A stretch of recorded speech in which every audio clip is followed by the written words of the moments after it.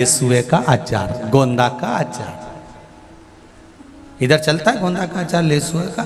अब लेसुए का अचार आ गया, गोंदे का अचार। और हनुमान जी ने देखा सारा आइटम तो मैं पहले खा चुका हूं सीता जी के यहाँ, पर ये नया आइटम दिख रहा, सबसे पहले इसी को खाऊंगा।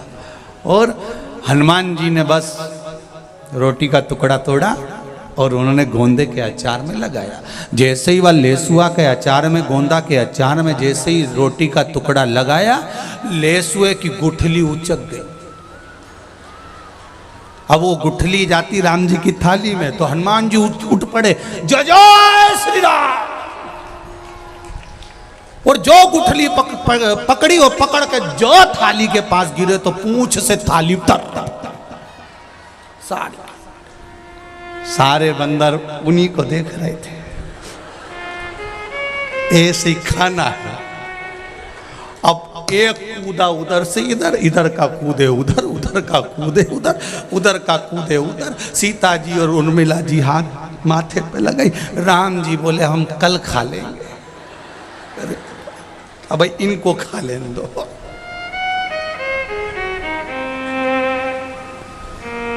तो जितने सालासर जी आए उनसे निवेदन है कि यहाँ वीआईपी बन के मत आना। यहाँ तो मेरा बालाजी बैठा है, वो अपने ठाट में जीमता और अपने ठाट में जिमाता है। जैसा वो जिमाए वो जीम लो, और जैसा वो रुकाए वैसा रुक लो। यहाँ वीआईपी नहीं है, यहाँ तो मेरा बाला सरकार है, यहाँ तो बालाजी महाराज, वो रुकाता है जैसा रुक लो।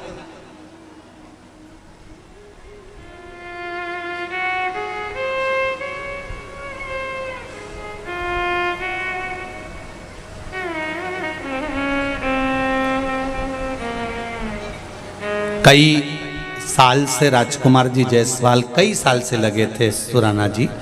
उनका एक ही कहना था, एक बार सालासर जी चलना है मेरे साथ, हमारे साथ एक बार चलना है, एक बार चलना। कई साल से लगे हुए थे।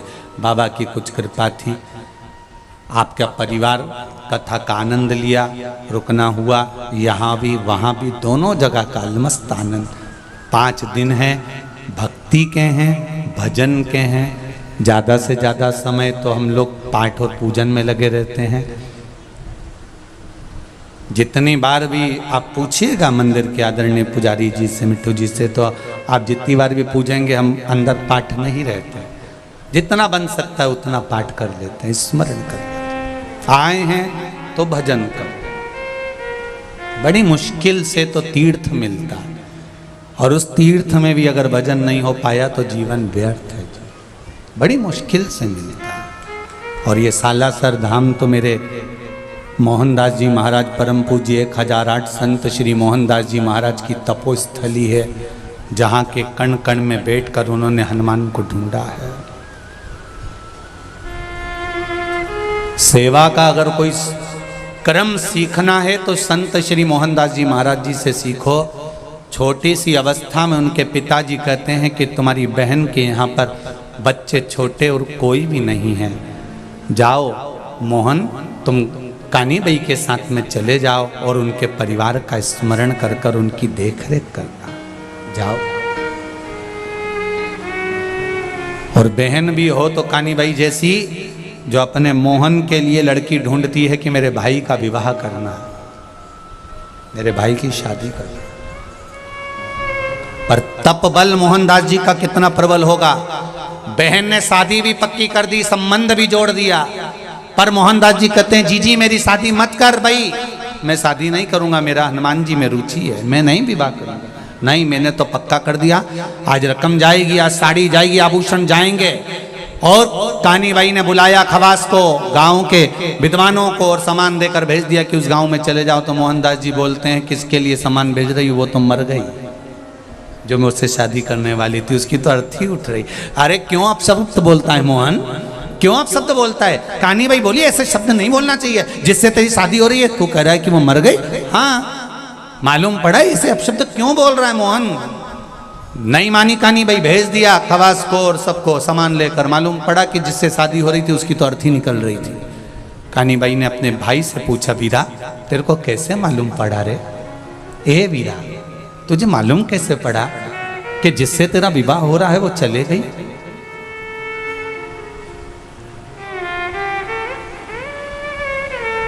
मोहनदास जी कहते हैं, मैं जब श्री हनुमान जी महाराज से कल बात कर रहा था ना, तो मैंने उनको कहा था कि मेरी बहन मेरा विवाह कर रही है।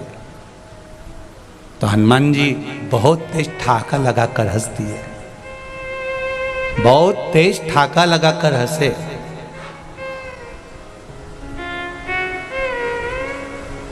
मैंने पूछा, सरकार क्यों हंस रहे हो हनुमान जी? हनुमान जी कहते हैं, मोहन, जिससे तेरा विवाह होने वाला है वो तो कल मरने वाली है, इतनी वजह उसके प्राण छूट जाएंगे, तो क्या मुझे विवाह करना चाहिए? नहीं मोहन, मैं हूं ना। परमात्मा से अगर संग जुड़ गया, संबंध उससे हो गया, तो वो कहता है फिर किसी की जरूरत नहीं पड़ेगी।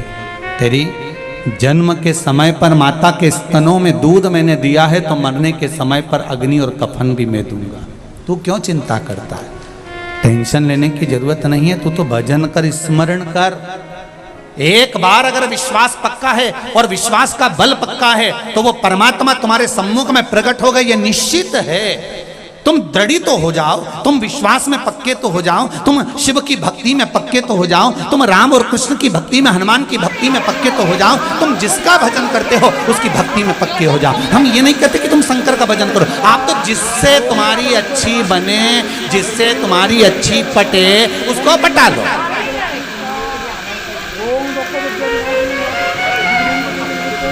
हम तुम पर बोझ नहीं थोप रहे कि तुम्हारे पर बोझ है कि तुम शंकर जी को भजना ही पड़ेगा, कि तुम्हें शंकर जी का गुणगान करना ही पड़ेगा। तुम्हारे ऊपर बोझ नहीं है, तुम्हारी अलमस्ती है, तुम्हारे पास में तो बफेट है, तुम जो खाना चाहो खाओ। तुम्हारे पास में तो 33 कोटि देवता, तुम्हारा जिसमें मन लगे उसमें लगा। हमारा मन लगा है शंकर में, तो हम लगा।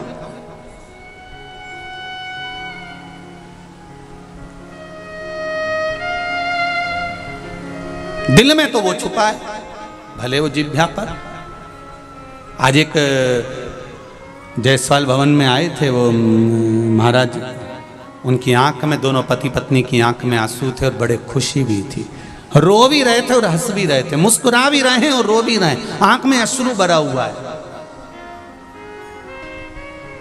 कहा, गुरुजी 17 साल का बेटा मर गया, 17 वर्ष का बेटा था।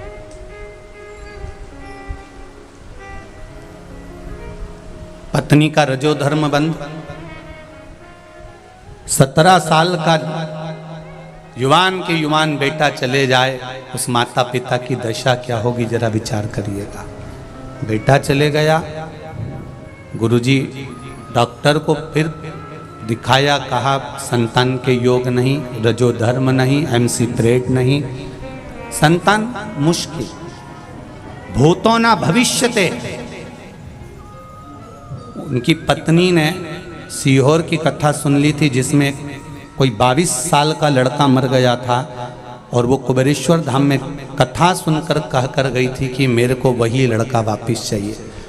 तो ये घर की पत्नी ने भी संकल्प टीवी के सामने ले लिया कि मेरा 17 साल का लड़का गया है, भोले तेरी कथा दिल से सुन रही हूं, मुझे वही लड़का वापस चाहिए। कहीं बैठे होंगे वो, कहीं बैठे हों तो जरूर खड़े हों। वो आज आए थे अपने बच्चे को लेकर, कहीं बैठे हों तो अवश्य खड़े हों महाराज। और बाबा की कृपा से बता रहे थे, 9 महीने के बाद बाबा की कृपा से फिर वापिस जो 17 साल पहले लड़का गया था, वो बाबा ने फिर दे दिया गोदी में। ये शिव, ये शंकर, ये शिव की उदाहरण, ये शंभू की उदाहरण। अगर कहीं बैठे हों तो अवश्य हाथ हिलाइएगा या लेकर आइएगा उस बालक को। महाराज, शंभू शरणे पड़ी, मांगू घड़ी रे घड़ी, दुख काटो दया करी ने दर्शन आपो। आप दिल से, मन से, चित्त से, वृत्ति से आप भगवान को पुकारो तो